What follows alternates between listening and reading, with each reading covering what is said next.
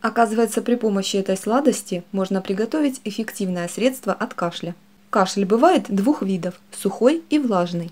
Жженый сахар помогает преобразовать сухой кашель во влажный, а затем вывести мокроту. Такое домашнее лекарство мягко снимает першение в горле. Предлагаю вашему вниманию сразу 3 эффективных способа лечения от кашля. Карамельные леденцы, карамельное масло и карамельный напиток от сильных приступов кашля. Поместите 2-3 столовые ложки сахара в эмалированную кастрюлю или любую другую удобную для вас емкость. На медленном огне доведите сахар до карамельного цвета. Не забывайте все время помешивать. Смажьте чайные ложки растительным маслом и разлейте горячую массу. Оставьте до полного застывания. 3-4 карамелек в день вполне достаточно. И не забывайте об ограничениях в сладостях. Второй рецепт – карамельное масло. Расплавьте сахар так же, как для леденцов. Когда масса станет коричневой, добавьте в нее 100 грамм сливочного масла.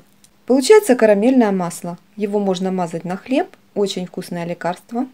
И третий способ самый простой. Когда ни одно лекарство не может снять приступ кашля, растворите чайную ложку сахара над огнем, а затем добавьте в чашку с кипятком. И пейте. Кашель вскоре успокоится. В течение нескольких дней жженый сахар поможет полностью избавиться от кашля.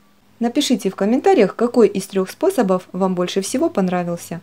А может быть, вы уже давно знаете об этих рецептах и пользуетесь ими. Пишите в комментариях свои проверенные рецепты, будет очень интересно. Спасибо всем за просмотр, до новых встреч на канале.